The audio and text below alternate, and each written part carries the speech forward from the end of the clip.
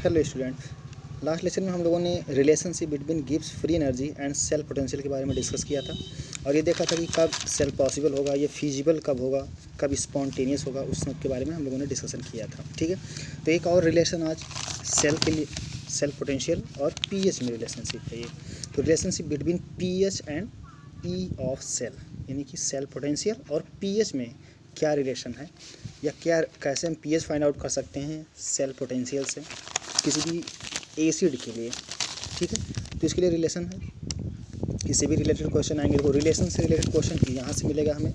Relationship between गिव्स free energy and E of cell. गिव्स free energy calculate करा सकता है आपसे, वो दिया रहेगा आपको सेल पोटेंशियल, समझ लो बात को, इस फार्मूले से वो कैलकुलेट करा लेगा आपसे ये पूछ सकता है कि वो कब स्पॉन्टेनियस होगा, कब स्पॉन्टेनियस नहीं होगा, कब सेल फिजिबल होगा और कब वो फिजिबल नहीं होगा। ये सारी चीज़ें आप यहाँ से कैलकुलेट कर सकते हो आसानी से। और नेक्स्ट टॉपिक जो हमारा है वो है relationship between pH and E of cell. ठीक है, तो इसमें कुछ नहीं, बस एक हाइड्रोजन इलेक्ट्रोड लिया गया। ठीक है, लेट हाइड्रोजन हाफ सेल, कोई भी एक हाइड्रोजन हाफ सेल हमने ले लिया जिसमें कंसंट्रेशन ये सारी चीज़ें गिवन होंगी। ठीक है, तो H2 गैस है, हम रिडक्शन के लिए या ऑक्सीडेशन के लिए कर सकते हैं, लेकिन रिडक्शन के लिए करोगे आप, मैं यहाँ पे ऑक्सीडेशन के लिए कर दिया, कोई बात नहीं। H2 गैस ये कन्वर्ट हो रहा है 2H प्लस एक्वस में, दैट मीन्स ये ऑक्सीडेशन हो रहा है इसका। अगर हम उल्टा लिखेंगे तो 2H प्लस 2 इलेक्ट्रॉन, ये क्या देगा H2 गैस, तो वो रिडक्शन पोटेंशियल के लिए रहेगा। ठीक है, अगर हम उस रिडक्शन पोटेंशियल पे अपना लास्ट इक्वेशन लगाएं तो वो हो जाएगा E of cell is equal to E not of cell minus 0.0591 divide by n, और एन कितना होगा इसके लिए 2 होगा, एंड लॉग क्यू। बात क्लियर है। टी ऑफ सेल, अच्छा ई रिडक्शन हो या ऑक्सीडेशन जीरो ही होता है, माइनस किसके लिए ये जीरो है, ये हाइड्रोजन कभी भी होगा तो उसके लिए जीरो होगा, 0.0591 डिवाइड बाई 2 लॉग, और यहाँ पे वो कंसनट्रेशन ऑफ H प्लस इसका स्क्वायर कर दिया गया, इसी के लिए लगाया गया। अगर ये रहा, यहाँ से क्या आ गया PH2 is equal to 1 atm atmospheric pressure ले लिया गया यहाँ पे। ठीक है, PH2, क्योंकि यहाँ पे देखो जब आप इसके लिए Q टर्म डिफाइन करोगे तो ये रहेगा ऊपर इसका कंसंट्रेशन,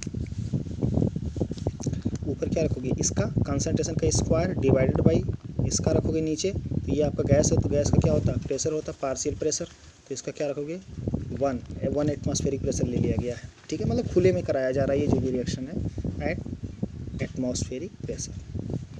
क्लियर होगी बात। तो यहाँ से E cell is equal to, ये सारी वैल्यू आ गई। अब आप ध्यान से देखो, अगर ये वैल्यू हम पुट कर दूँ 1 तो आएगा E cell is equal to this one log 1/H plus का होल स्क्वायर। यहाँ पे कुछ नहीं किया गया, इस माइनस को प्लस बना दिया गया, या रिडक्शन के लिए बना दिया गया। समझ में आई बात। देखो यहाँ कुछ नहीं, इस चीज़ को मैंने नीचे भेज दिया तो यहाँ पे क्या हो जाएगा प्लस हो जाएगा, वही सेम चीज़ यहाँ पे लिख दिया गया, प्लस कर दिया गया। अच्छा, इसे अगर हम ऊपर लेके जाएँ तो यहाँ पे हो जाएगा H प्लस का स्क्वायर और 2 आगे आ जाएगा, लॉग की प्रॉपर्टी लगेगी तो 2 लॉग H प्लस हो जाएगा। समझ में आई बात, 2 लॉग H प्लस हो जाएगा, और ऊपर जाएगा तो क्या हो जाएगा माइनस होगा, ये ऊपर जाएगा तो माइनस हुआ 2 लॉग H प्लस। देख लेना सब कन्वर्जन, कोई दिक्कत नहीं। अब यहाँ से देखो 2 से 2 कट जाएगा और minus log of H plus जो होता है वो हमेशा ही कंसंट्रेशन हमेशा ही यही होता है कि वो क्या होता है negative of log of concentration of H plus ion. कितने H प्लस आयन है उनका लॉग ले लो आप। ठीक है, उसी को हम क्या बोलते हैं पीएच, नेगेटिव लॉग, ध्यान रखना। तो ये हमारा पीएच होता है। तो यहाँ पे देखो ये 2 से 2 कट गया, जो अंदर बचा हुआ आपका ये रहा माइनस लॉग H प्लस हो गया, किसके बराबर होता है पीएच के बराबर होता है। तो E of cell is equal to क्या हो जाएगा 0.0591 इंटू पीएच। अब आसानी से हमें पीएच कैलकुलेट कर सकते हैं अगर ई सेल दे रखा है। क्या बात समझ में आई आपको। अगर डिफरेंट कंसंट्रेशन दे रखा है यहाँ पे तो हम डायरेक्ट यहाँ फार्मूले से शुरू करेंगे और फिर से उसे क्यू फैक्टर लिखेंगे अलग से। ठीक है, नंबर ऑफ इलेक्ट्रॉन, सारी वैल्यू अगर आप पुट करोगे, ठीक है, सारी वैल्यू, ये ध्यान रखना कि ये जो हमने यहाँ पे यूज़ किया है ये ऑक्सीडेशन के लिए अगर है, इस पे लगाओगे तो इस वाले पे अगर मैंने लगाया और ये रिलेशन डिराइव किया तो ये क्या कहलाएगा ई सेल जो यहाँ पे आएगा ये है ऑक्सीडेशन का। समझ आई बात। ऐसे ही रिडक्शन के लिए करोगे तो यहाँ पे क्या आ जाएगा ई रिडक्शन ऑफ सेल, कितना आने वाला है वो आसानी से आ जाएगा इन टर्म्स ऑफ पीएच के टर्म्स में आप आसानी से ई ऑफ सेल को रिलेट कर सकते हो। आपको क्या करना होगा, यहाँ से शुरू करना होगा एक इक्वेशन से हाइड्रोजन के। क्लियर है बात। इससे रिलेटेड ढेर सारे क्वेश्चन मिलते हैं, काफ़ी ज़्यादा क्वेश्चन मिलते हैं। जैसे पिछले में हमने देखा था, एक में equilibrium constant E of cell देखा रिलेशन उसके बीच में, कि इक्विलिब्रियम कांस्टेंट जो था हमारा केसी और ई ऑफ सेल में क्या रिलेशन है वो हमने देखा। हमने गिव्स फ्री एनर्जी का रिलेशन देखा, और फिर ये रहा पीएच का रिलेशन अगला। क्लियर हो गई बात। तो क्या करना है, E of cell equal to 0.0591 into P H, because P H is this one. ठीक है, प्रॉब्लम, एक प्रॉब्लम देखो, इससे 2-3 प्रॉब्लम मिलेंगे आपके एक्सरसाइज में और एग्जाम्पल मिला के। Calculate the cell potential for the following cell as a function of P H. P H के टर्म्स में सेल पोटेंशियल निकालना है हमें इस गिवन सेल का। सेल क्या हमारा Cu2 plus 1 mole per litre, मतलब इसका कंसनट्रेशन दे रखा है देखो 1 mole per litre, plus H2 1 atm pressure दे रखा है। ये कन्वर्ट हो रहा है कॉपर सॉलिड में प्लस 2H प्लस एक्वस। ठीक है, बस इतनी इन्फॉर्मेशन है हमें। Given that E standard reduction potential copper का दे रखा है 0.34 वोल्ट, और स्टैंडर्ड ऑक्सीडेशन पोटेंशियल या रिडक्शन पोटेंशियल हाइड्रोजन के लिए वो कितना होता है, 0 होता है। हमें पता है दोनों ही केस में ऑक्सीडेशन हो या रिडक्शन हो दोनों ही 0 होता है। ठीक है, तो अब इस कंप्लीट सेल पे अगर हम नस्ट इक्वेशन लगाएं, इस कंप्लीट सेल पे अगर हम नस्ट इक्वेशन लगाएं तो लगाओ जरा।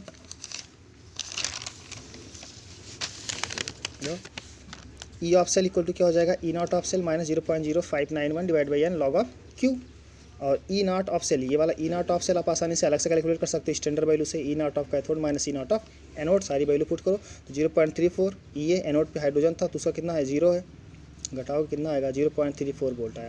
यानी कि ई नॉट ऑफ सेल हमने कैलकुलेट कर लिया और उसकी वैल्यू कितनी आई 0.34 वोल्ट। ठीक है, अब ये रहा हमारा इक्वेशन। अगर मैं इसके लिए क्यू फैक्टर लिखूंगा तो क्या आएगा यहाँ पे, तो कंसंट्रेशन ऑफ H प्लस का स्क्वायर, क्योंकि यहाँ पे 2 है तो स्क्वायर आएगा। यहाँ पे कंसंट्रेशन ऑफ Cu सॉलिड ऊपर हो गए, ये दोनों ऊपर हो गए, डिवाइड बाई ये दोनों नीचे हो जाएंगे। तो यहाँ पे तो Cu2 plus aqueous and into partial pressure of PH2। और क्योंकि गिवन हमें कॉपर सॉलिड होगा तो इसका कंसंट्रेशन 1 होता है, हमेशा ही सॉलिड का प्योर लिक्विड का 1 होता है, और गैसेस है तो उसे हम डील करते हैं किससे, पार्शियल प्रेशर में। तो Cu की जगह पे 1, PH2 की जगह पे 1, तो ये दोनों 1 हो गए, बचा क्या H ये, और इसका कंसंट्रेशन हमें गिवन है पहले से ही क्या 1 मोलर। तो सारी वैल्यू आप पुट कर दो, सारी की सारी वैल्यू पुट करोगे तो आएगा E of cell 0.34 minus this 1 log और H प्लस का स्क्वायर डिवाइड बाई 1, सारी वैल्यू पुट करने पे ये आएगा। अब यहाँ पे देखो बस इसे हमें नेगेटिव बनाना है, minus log of H plus बना लेना है और उसकी जगह पे क्या लिख देना है, PH लिख देना है, तो कोई दिक्कत नहीं। मैंने क्या किया, दो यहाँ पे लॉ की प्रॉपर्टी लोगो तो ये जो स्क्वायर होता है ये आगे आ जाता है, तो जो आगे आएगा तो वो इस 2 से कट जाएगा, यानी कि ये वाला 2 इस 2 से कट जाएगा, और यहाँ क्या बचेगा लॉग H। यहाँ तक समझ में आ गई बात, ये 2 से 2 कट गया। अब अगर मैं इस नेगेटिव को इस अंदर लेके जाऊँ यहाँ पे तो minus log of H plus लिख सकता हूँ, जैसे यहाँ पे देखो 0.34 किया और इस माइनस को मैंने क्या किया इसके अंदर भेज दिया, तो यहाँ पे ये प्लस ही रहा और ये 2 से 2 कट गया, और यहाँ पे क्या कर दिया minus log of H plus, multiply करोगे वही सेम आ जाएगा। अब यहाँ पे देखो minus log of H plus को ही हम लोग क्या लिख सकते हैं PS, तो इसकी जगह मैंने क्या लिख दिया PS। तो फाइनली ई ऑफ सेल कितना आ गया 0.34 प्लस 0.059 इंटू PS आ गया ना, इन टर्म्स ऑफ PS अब घटेगा बढ़ेगा उसी के अकॉर्डिंग आपका ई ऑफ सेल चेंज होता रहेगा। क्या बात क्लियर हो गई। ऐसे ही और एक क्वेश्चन देखो, calculate the potential of hydrogen electrode in contact with a solution whose pH is 10। अब की बार हमें सेल पोटेंशियल कैलकुलेट करना है जबकि सोल्यूशन का जो है वो pH दे रखा है। तो सबसे पहले हम लोग लिखते हैं 2H plus 2 electron gives H2 gas. अब इसके लिए अगर मैं लिखूँ रिडक्शन पोटेंशियल, ये रिडक्शन के लिए लिखा गया है, देखो रिडक्शन पोटेंशियल, क्योंकि इससे रिडक्शन पोटेंशियल आसानी से निकल जाएगा। रिडक्शन अगर एक बार निकल गया तो अब बस साइन चेंज करके ऑक्सीडेशन भी बता सकते हो, कोई दिक्कत नहीं है। तो हमेशा रिडक्शन को फॉलो करो जैसा कि बताया गया, क्योंकि स्टैंडर्ड है वही सब यूज़ करते हैं इसलिए। तो 2H plus 2 electron it gives H2 gas. ठीक है, मैंने लिख दिया नेक्स्ट इक्वेशन इसके लिए H प्लस ये रहा E of cell is equal to E not of cell minus this 1 0, ये 0 क्योंकि हाइड्रोजन के लिए स्टैंडर्ड तो 0 होगा, माइनस ये वैल्यू, और फिर यहाँ देखो ये H2 गैस था, इसका 1 atm ले लो। ठीक है, 1 atm प्रेशर, और इसका क्या होगा ऊपर जाएगा तो नेगेटिव होगा और 2 से 2 मल्टीप्लाई होगा और क्या रहेगा माइनस आ जाएगा। तो ये 0 हो गया, ये माइनस रहा, और यहाँ से ऊपर जाएगा तो ये खुद माइनस बन जाएगा, तो इसकी जगह क्या आ जाएगा PH आ जाएगा। ये रहा PH, तो इसकी वैल्यू कितनी आ गई, आंसर आ गया माइनस 0.591 वोल्ट। क्योंकि PH गिवन था, ये वैल्यू हमें कितना दे रखा था 10, तो 10 से आप मल्टीप्लाई कर दो बस 1 पॉइंट शिफ्ट हो जाएगा, ये रहा आंसर। क्या आप आसानी से कर सकते हो इसे। तो ये जो है ये ई ऑफ सेल है, बस ध्यान रखना आपको कुछ भी नहीं करना है। जो ध्यान देने वाली बात थी वो जो भी डेरिवेशन होने वाला है उसमें सिर्फ और सिर्फ minus log of H plus बना लेना है आपको, और इसकी जगह पे क्या लिख देना है PH लिख देना है। समझ में आई बात। जब भी PH कैलकुलेट कराएगा तो उसमें हाइड्रोजन तो इन्वॉल्व होगा ही होगा, H प्लस बन ही रहा होगा, तो बस कुछ नहीं करना है। जो भी नेक्स्ट इक्वेशन है उसमें आप माइनस लॉग H प्लस की जगह पे PH से रिप्लेस कर दोगे। ठीक है, बाकी PH गिवन होगा आप कैलकुलेट कर लोगे। ये 3 रिलेशन जो बहुत ही इंपॉर्टेंट है और इनसे ढेर सारे क्वेश्चन बनते हैं, पूछे जाते हैं। क्लियर हो गई बात, यहाँ देखोगे। उसके बाद क्या लिखा गया है, note do some more problem. अब अपने एनसीईआरटी से आप क्वेश्चन उठाओ और उनके अटेम्प्ट करो, एक्सरसाइज करो, एक्सरसाइज भी करो, और जितने एग्जाम्पल दे रखे हैं ये इंटेक्स के क्वेश्चन वो सारे सारे अटेम्प्ट करो एक तरफ से। अभी बहुत टाइम है, अभी शुरुआत है, हम लोग बिल्कुल स्पीड पे हैं, तो अभी अच्छे से कर लेते हैं ताकि कोई दिक्कत ना हो। ठीक है, तो हमने यहाँ तक देख लिया। यहाँ से हमारा गैल्वेनिक सेल ख़त्म होता है, गैल्वेनिक सेल ख़त्म होता है। अब हम लोग इलेक्ट्रोलाइटिक सेल पढ़ते हैं। एक टॉपिक और पढ़ना है हमें, जैसे कि हम लोगों ने सेल तो बना लिया, सेल के पोटेंशियल कैलकुलेट कर लिए, उसे प्रेजेंट करने का तरीका सीख लिया, एनोड कौन सा बनेगा, कैथोड कौन सा बनेगा, वो भी हमने डिटरमाइन करना सीख लिया। कॉम्पिटिटिव रिलेशनशिप उसमें क्या है, कौन पहले डिपॉजिट होगा, कौन बाद में होगा, कौन पहले ऑक्सीडाइज होगा, कौन बाद में होगा, ये सारे इन्फॉर्मेशन हमने पहले से कलेक्ट कर लिए हैं। ठीक है, तो ये सब गैल्वेनिक के अंदर चल रहा था अब तक। अब हम लोग यहाँ पे देखने वाले हैं क्या, इलेक्ट्रोलाइटिक सेल। देख, तो अगला एग्जाम्पल हमारा, अगला जो टॉपिक है हमारा वो क्या है, इलेक्ट्रोलाइटिक सेल। तो इलेक्ट्रोलाइटिक सेल के बारे में शुरू में ही थोड़ा सा डिस्कस हो गया था कि इलेक्ट्रोलाइटिक सेल होता क्या है। इलेक्ट्रोलाइटिक सेल जिसमें केमिकल एनर्जी, इलेक्ट्रोलाइटिक सेल क्या होता है, जिसमें इलेक्ट्रिकल एनर्जी केमिकल एनर्जी में कन्वर्ट हो रहा होता है और एक नॉन स्पॉन्टेनियस प्रोसेस होता है। यानी कि जो भी इसके अंदर प्रोसेस होता है वो नॉन स्पॉन्टेनियस होता है। जैसे ये एग्जांपल मान लेते हैं कि इसमें ब्राइन सोल्यूशन था, ब्राइन सोल्यूशन भर दिया गया, अब इसमें 2 इलेक्ट्रोड्स डाल दिए गए, किसी के भी हो सकते हैं, प्लेटिनम के चलो डाल दिया मैंने, 2 इलेक्ट्रोड्स डाल दिया प्लेटिनम के, तो ये अपने आप तो होगा नहीं, हमें क्या करना पड़ेगा, यहाँ पे कुछ कोई भी केमिकल चेंज नहीं होगा अपने आप, तो हमें करना पड़ेगा क्या, यहाँ पे एक बैटरी लगानी पड़ेगी, एक्सटर्नल सोर्स ऑफ एनर्जी, और ये क्या करेगा, यहाँ पे ऑक्सीडेशन और रिडक्शन कराना शुरू कर देगा। एनोड पे कुछ मिलेगा और कुछ कैथोड पे हमें मिलना शुरू होगा। तो कैसे मिलता है, देखो ये एग्जांपल मैं दे रहा हूँ, वो ऐसे से ढेर सारे, कोई भी सेल होगा तो ऐसे ही होने वाला है। उसमें इलेक्ट्रोड पे आपका रिडक्शन और ऑक्सीडेशन होना ही है। एट एनोड, एनोड पे हमेशा ही क्या होगा, ऑक्सीडेशन होगा। मैंने पहले बताया कि कोई भी सेल हो, चाहे वो गैल्वेनिक सेल हो और चाहे वो इलेक्ट्रोलाइटिक सेल हो, जब भी एनोड होगा तो एनोड पे हमेशा ही क्या होगा, ऑक्सीडेशन होगा, और कैथोड पे हमेशा ही क्या होगा, रिडक्शन होगा। समझ में आई बात। तो यहाँ भी वही चीज़ हो रहा है, एनोड की तरफ नेगेटिव गया, ये यहाँ पे 2Cl माइनस, ये Cl2 में कन्वर्ट हो गया और साथ में 2 इलेक्ट्रॉन रिलीज़ किया। तो इधर जितना चार्ज है कितना, -2, इधर कितना है, -2, तो बैलेंस है, तो इलेक्ट्रॉन इस तरफ ऐड करोगे। ठीक है, तो एनोड पे आप देखोगे कि जो भी इसका एनोड होगा, अच्छा इसका जो पॉजिटिव टर्मिनल होता है उसे हम एनोड कहते हैं, और इसका जो नेगेटिव टर्मिनल होता है उसे आप क्या बोलते हो, कैथोड। लेकिन इसका उल्टा था कि इसमें गैल्वेनिक में जो आपका पॉजिटिव टर्मिनल था वो आपका कैथोड था, और जो नेगेटिव टर्मिनल था वो आपका एनोड था। लेकिन इलेक्ट्रोलाइटिक सेल में बिल्कुल सेम होता है, प्लस वाला क्या होगा, एनोड होगा, और माइनस वाला क्या होगा, कैथोड होगा। तो ये रहा आपका इलेक्ट्रोलाइटिक सेल। इसके बारे में हम लोग पहले से जानते हैं, बहुत ज़्यादा नहीं पढ़ना हमें यहाँ पे, ये तो इंडस्ट्री में बहुत ही कम यूज होता है। गैल्वेनिक ही ज़्यादा दिखेंगे आपको, आपके चारों तरफ जो भी एग्जाम्पल नज़र आएगा। ठीक है, और इन सब का यूज जो सबसे ज़्यादा यूज है वो है फैराडे लॉ। ये समझ में आ गई बात। इलेक्ट्रोलाइटिक सेल कौन से हैं, वो जो इलेक्ट्रिकल एनर्जी को केमिकल एनर्जी में कन्वर्ट करते हैं, ठीक है, by the help of electricity. उन्हें हम क्या बोलते हैं, इलेक्ट्रोलाइटिक सेल बोलते हैं। जैसे कि ये एक छोटा सा एग्जांपल था, आप कोई भी एग्जांपल ले सकते हो। इसमें जो मेन है इलेक्ट्रोलाइटिक सेल में, जो मेन कैलकुलेशन जो हमें कराता है चीज़ों को, वो है आपका फैराडे लॉ ऑफ इलेक्ट्रोलिसिस। तो फैराडे भाई साहब थे, ये एक्सपेरिमेंट किए और दो लॉ दिए। पहला जो है आपका फैराडे फर्स्ट लॉ, फिर Faraday second law. Faraday first law उन्होंने क्या बोला कि the amount of chemical reaction occurs और amount deposited at any electrode is proportional to the amount of electricity passed through electrolytic solution. उन्होंने क्या बोला कि ये जो इलेक्ट्रोड है, ये इलेक्ट्रोड हो या ये इलेक्ट्रोड हो, इस इलेक्ट्रोड पे कोई चीज़ अगर डिपॉजिट हो रहा है या इस इलेक्ट्रोड से कोई चीज़ निकल रहा है, जैसे गैस है तो गैस एस्केप करेगा, तो कितना अमाउंट उसका यहाँ पे डिपॉजिट होगा इस इलेक्ट्रोड पे, या कितना अमाउंट गैस का रिलीज होगा, अमाउंट, ठीक है, कितना अमाउंट, उन सारी चीज़ों का कैलकुलेशन कराता है ये आपका रूल। तो according to Faraday first law, जो भी अमाउंट यहाँ पे डिपॉजिटेड होगा वो डायरेक्टली प्रोपोर्शनल होगा कि आपने यहाँ से कितना इलेक्ट्रिसिटी इसके अंदर पास किया है। यानी कि इलेक्ट्रिसिटी दैट मीन्स चार्ज कह लो, जितना चार्ज आप इसके अंदर ट्रांसफ़र करोगे उतने ही अमाउंट में यहाँ पे क्या होगा, डिपॉजिट होगा, बिल्कुल उसके सेम प्रोपोर्शनल। क्या बात समझ में आया। इलेक्ट्रिसिटी का डायरेक्टली क्या होगा, proportional. Mass deposited at any electrode is directly proportional to electricity supplied. ठीक है, तो the amount of chemical reaction occurs, chemical reaction मतलब किस एक्सटेंट तक वो केमिकल रिएक्शन हुआ है या कितने अमाउंट उसमें डिपॉजिट हुआ, ज़्यादा समय तक अगर रिएक्शन होगा तो ज़्यादा डिपॉजिट होगा। तो बात वही है, amount deposited at any electrode is proportional to the amount of electricity pass through electrolytic solution. बात समझ में आ गया कि डायरेक्टली प्रोपोर्शनल होता है। जैसे कि एन प्लस एक्वस है, एक इलेक्ट्रॉन एन इलेक्ट्रॉन लिया, एन इलेक्ट्रॉन लिया, ठीक है, एक मेटल था जिस पे एन प्लस था एक्वस में, ये एन इलेक्ट्रॉन को एब्जॉर्ब किया और डिपॉजिट हो गया किसमें, सॉलिड में, ठीक है, तो रिडक्शन हुआ। अब यहाँ देखो, ये अगर मैं बात करूँ इफ़ एन मोल, पहले हम समझते हैं इसे, एक छोटे से एग्जाम्पल समझते हैं, नहीं कंफ्यूज हो जाओगे आप लोग।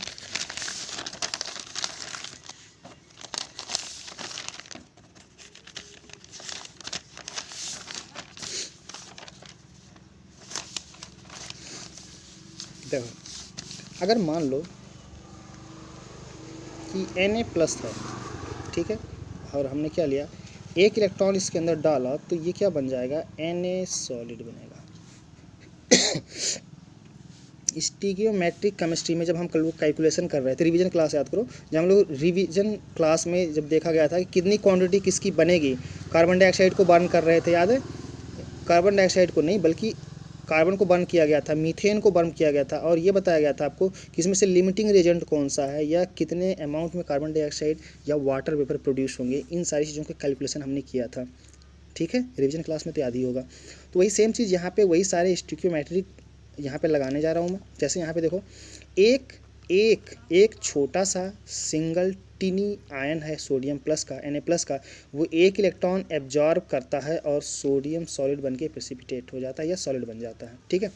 अब अगर मैं बात करूँ कि मैंने 1 मोल ले लिया इसके, कितने, 1 मोल, मैंने Na प्लस के 1 मोल ले लिया, तो मुझे क्या करना पड़ेगा, 1 मोल इलेक्ट्रॉन भी लेना पड़ेगा, तब जाके वो 1 मोल को क्या करेगा, डिपॉजिट कर पाएगा। और जब ऐसा होगा तो क्या होगा, 1 मोल ही ये क्या होने वाला है, बनने वाला है, आपका सोडियम डिपॉजिट होगा।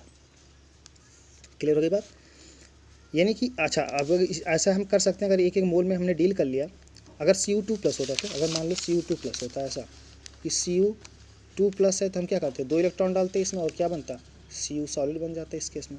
तो इसमें हम क्या बोलते हैं कि 1 मोल अगर मैं इसका लेता हूँ, 1 मोल, तो इसके कितने लेने पड़ेंगे, हमें 2 मोल लेने पड़ेंगे, और कितना डिपॉजिट होगा, 1 मोल डिपॉजिट होगा। समझ में आई बात। तो ये जो यहाँ पे कोफिशिएंट है, वो कोफिशिएंट हमें क्या बताता है, डायरेक्ट नंबर ऑफ मोल्स में आप उसे डील कर सकते हो। और अगर हम नंबर ऑफ मोल्स में डील कर लिए हैं, तो इसके मास में भी हम डील कर सकते हैं। जैसे यहाँ अगर मैं इस तरफ चाहूँ तो चार्ज बोल सकता हूँ, और इस तरफ क्या चाहूँ तो मास बोल सकता हूँ। जैसे 1 मोल सोडियम का मास कितना होता है, 23 ग्राम होता है, मोलर मास ऑफ सोडियम है ये 23 ग्राम, ठीक है। अब अगर मैं 1 मोल इलेक्ट्रॉन ट्रांसफ़र करूं, तो हमें ये पता है कि वो कितना डिपॉजिट कर देगा, 23 ग्राम सोडियम जो है वो कैथोड पे डिपॉजिट हो जाएगा, 23 ग्राम सोडियम। कब, जब हम 1 मोल इलेक्ट्रॉन यहाँ पे ट्रांसफ़र करते हैं Na प्लस के पास, तो क्या बात समझ में आया। अच्छा, 1 मोल इलेक्ट्रॉन हमने ट्रांसफ़र किया, तो हमें पता है कि 1 मोल इलेक्ट्रॉन का मास टोटल कितना होता है, चार्ज, तो 1 मोल मतलब कितना, 6.023 इंटू 10 की पावर 23 इंटू, ये हो गया 1 मोल। और 1 इलेक्ट्रॉन पे जो चार्ज होता है कितना होता है, 1.6 इंटू 10 की पावर माइनस 19 कूलम। तो इसी को हम लोग क्या बोलते हैं, फैराडे कांस्टेंट, और ये लगभग आता है 96500। देखो यहाँ लास्ट की 2 डिजिट 0 को ले लिया गया है कैलकुलेशन पर्पस से, ताकि ईजी हो जाए, और यहाँ पे 65 कुछ है, ठीक है। तो ये रहा आपका इतना कूलम चार्ज 96500। इसका मतलब क्या हुआ कि हम 96500 या 1 फैराडे, या ऐसे कर लो 1 फैराडे अगर हम चार्ज ट्रांसफ़र करते हैं, तो कितना, 23 ग्राम सोडियम डिपॉजिट होगा। क्या बात समझ में आ गया, क्लियर हो गई बात। अगर मैं एल्यूमिनियम लेता, तो ध्यान से देखो, अगर मैं एल्यूमिनियम लेता, तो एल्यूमिनियम में क्या है, 3 प्लस होता, तो यहाँ पे हमें क्या करना पड़ेगा, 3 इलेक्ट्रॉन को डालना पड़ेगा, तब जाके एक एल्यूमिनियम सॉलिड जो है एटम आपका डिपॉजिट होगा। इसका जो मास होता है वो टोटल 27 ग्राम होता है। अब यहाँ पे हमें कितना ज़रूरत पड़ेगी, 3 फैराडे कूलम्ब की ज़रूरत पड़ेगी हमें, तब जाके क्या होगा, 27 ग्राम डिपॉजिट करवा सकते हो आप। क्लियर हो गई बात। तो हम यहाँ से एक फार्मूला डिराइव कर सकते हैं। फार्मूला क्या था हमारा, कि अगर मैं किसी भी चीज़ में 9, अच्छा मान लो एक और चीज़ यहाँ पे देखो, 3 फैराडे, अगर मैं इसे यहाँ से कहूँ कि मैं सिर्फ और सिर्फ एक ही फैराडे यहाँ पे ट्रांसफ़र कर रहा हूँ, तो कितना मास डिपॉजिट होगा, तो मास डिपॉजिट होगा 27/3, क्योंकि 1/3 यहाँ पे देखो एक ही इलेक्ट्रॉन अगर मैं ट्रांसफ़र करूँ तो इसका सिर्फ 1/3 ही तो यहाँ डिपॉजिट होने वाला है, क्योंकि 3 इलेक्ट्रॉन यूज कर रहा था तब जाके एक पूरा डिपॉजिट हो रहा है। अगर एक ही ट्रांसफ़र करोगे तो इतना डिवाइड बाई 3 ही डिपॉजिट होने वाला है।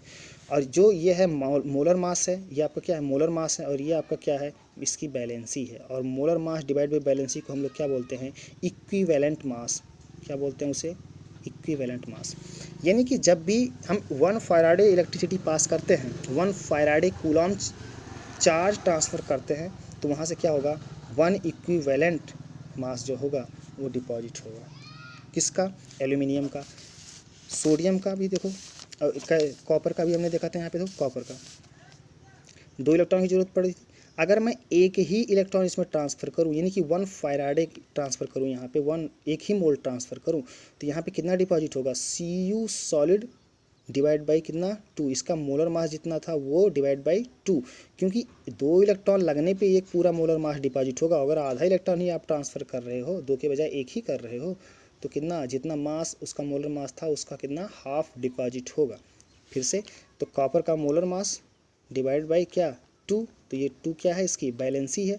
तो molar mass divide by valency ये हमेशा ही क्या कहलाता है, इक्विवेलेंट मास। यानी कि चाहे सोडियम हो, चाहे कॉपर हो, चाहे एल्यूमिनियम हो, इन सब में अगर हम एक ही मोल चार्ज ट्रांसफ़र करें, सिर्फ एक मोल चार्ज ट्रांसफ़र करें, यानी कि 96500 कूलाम किसी भी इलेक्ट्रोलाइटिक सेल में अगर हम ट्रांसफ़र करते हैं, तो वहाँ पे इक्विवेलेंट मास के जितना वेट उसका डिपॉजिट होने वाला है, यानी कि ई डिपॉजिट होगा।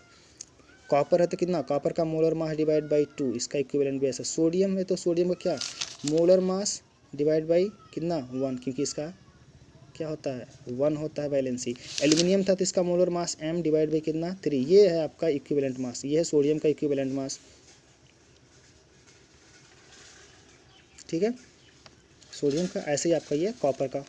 तो अब यहाँ से देखो, अगर मैं कोई भी इलेक्ट्रोलाइटिक सोल्यूशन लेता हूँ, उसमें 96500 कूलाम चार्ज ट्रांसफ़र करता हूँ, तो उसमें हमेशा ही इक्विवेलेंट मास के इक्वल जो है उसका मास डिपॉजिट होने वाला है। क्लियर होगी बात। और अगर मैं एक ही कूलाम चार्ज ट्रांसफ़र करूँ तो कितना, तो E डिवाइड बाई 96500 इतना ग्राम जो है मास डिपॉजिट होगा उस चीज़ का, जब हम एक ही कूलाम चार्ज ट्रांसफ़र करें। और मान लो कि मैंने Q कूलाम चार्ज ट्रांसफ़र कर दिया, तो कितना डिपॉजिट होगा, तो डिपॉजिट होगा E divide by 96500 into Q।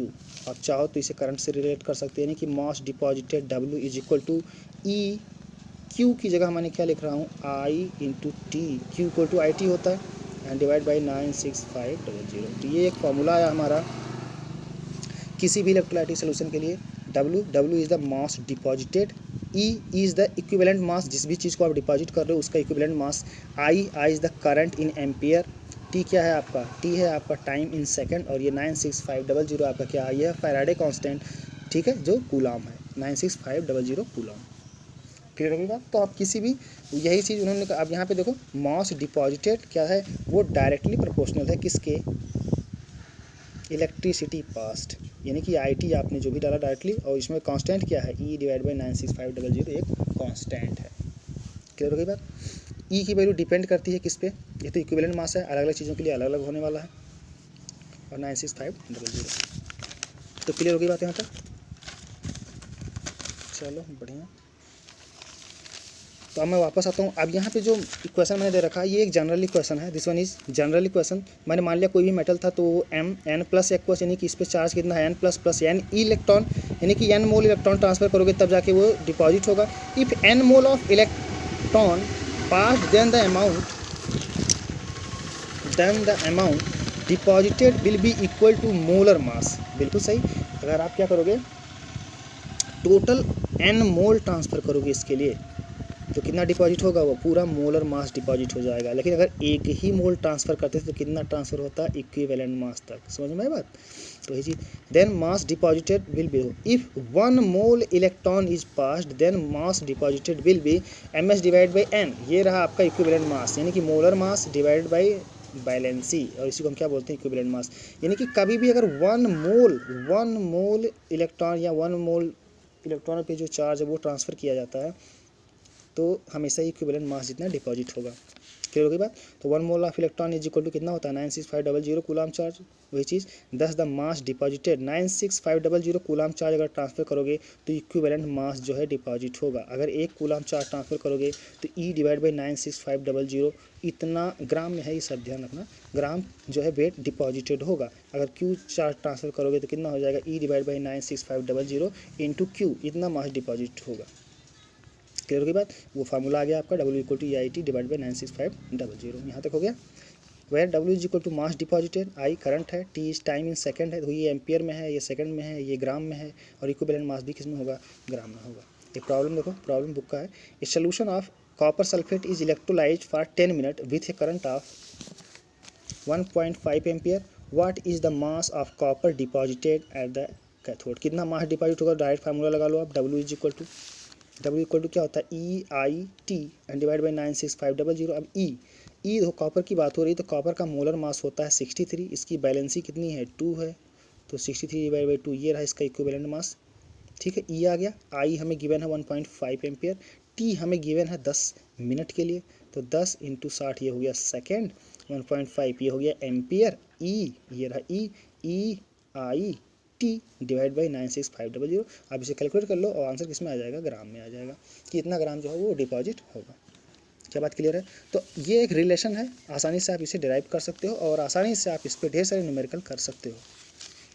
ठीक है, तो पहला ला हमने देख लिया। पहला ला क्या था कि mass deposited will be directly proportional to electricity supplied. अब उसमें कांस्टेंट क्या लगा, E डिवाइड बाई 96500। क्लियर हो गई बात।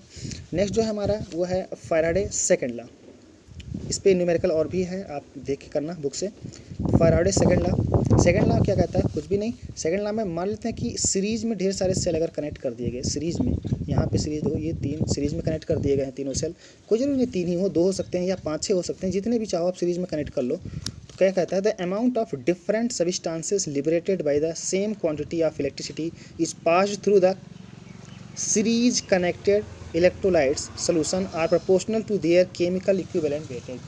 बिल्कुल सही बात है। दो कहना ये चाह रहा है, उसने कहा कि अगर ये सब सीरीज़ में कनेक्ट हैं तो इसमें जो भी मास यहाँ पे डिपॉजिट होने वाला है, जो यहाँ पे डिपॉजिट होने वाला है, जो यहाँ पे डिपॉजिट होने वाला है, जो भी मास इन सब में डिपॉजिट होने वाला है वो डायरेक्टली प्रोपोर्शनल होगा किसके, इन सब के इक्विवेलेंट मास के डायरेक्टली प्रोपोर्शनल होगा। तो यहाँ से रिलेशन आ गया W1 अगर मास डिपॉजिटेड है इसमें तो W1 और इसका इक्विवेलेंट मास क्या है E1 मान लेते हैं, तो W1 डिवाइड बाई E1 एक कांस्टेंट आएगा, और जो कांस्टेंट ये आया W1 डिवाइड बाई E1 वही सेम कांस्टेंट इस वाले सेल के लिए भी होगा, क्योंकि जो इलेक्ट्रिसिटी यहाँ से पास हो रही है वही सेम इलेक्ट्रिसिटी जब सीरीज में होता है तो सेम होता है, करंट चेंज नहीं होता है।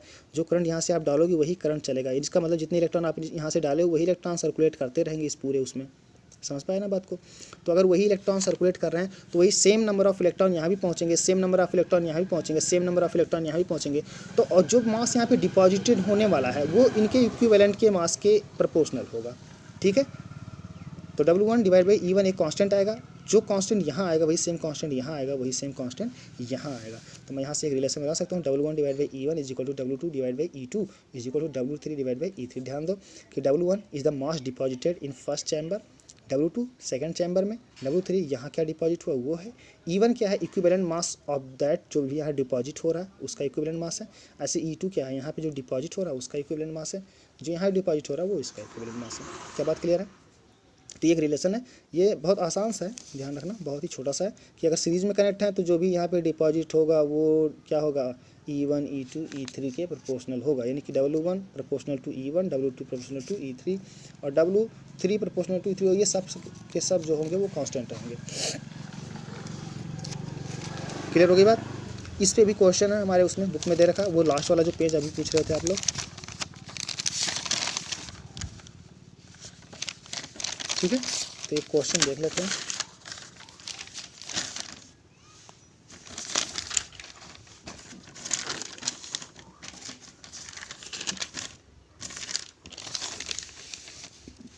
ठीक है, electrolytic cell first second and third respectively and E1 E2 E3 are equivalent masses in electrolytic respectively. Problem हमारा ये लास्ट आपके एक्सरसाइज का प्रॉब्लम है, देख लेना वहाँ पे।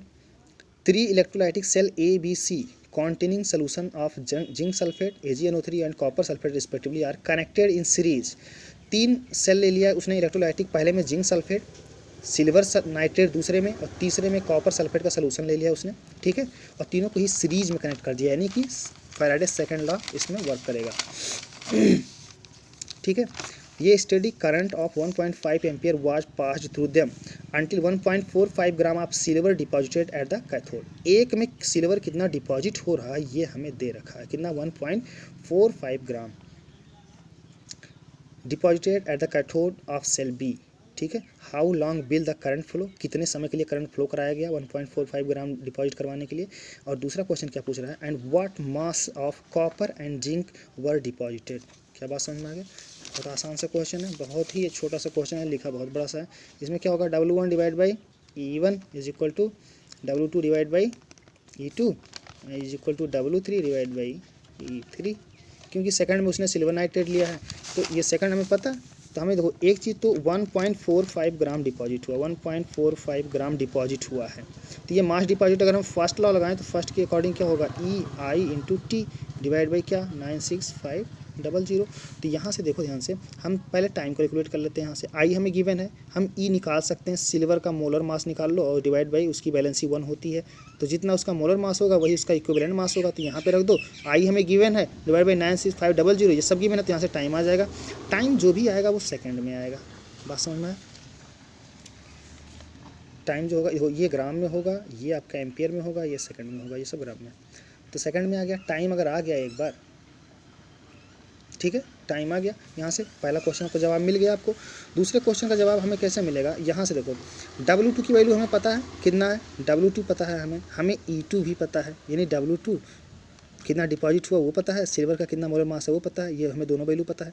अच्छा, कॉपर का कितना मास डिपॉजिट होगा हमें नहीं पता, यहाँ पे W1 पुट कर दिया और कॉपर का इक्विवेलेंट मास मैं निकाल सकता हूँ आसानी से, मोलर मास डिवाइड बाई उसकी बैलेंसी करके। तो यहाँ से ये हमें पता है, ये पता है, ये पता है, सिर्फ यही तो नहीं पता है मोलर मास वो मास डिपॉजिट है, तो आसानी से इसको इक्विवेलेंट करके इन दोनों को निकाल सकते हो। ऐसे यहाँ पे देखो ये पूरा हमें पता है, ये दोनों ही पता है हमें वो आखिरी वाला जो था क्या था, सिल्वर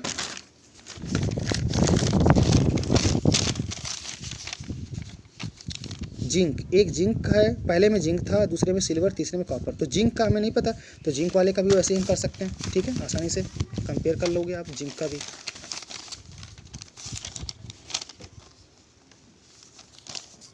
W1, ठीक है।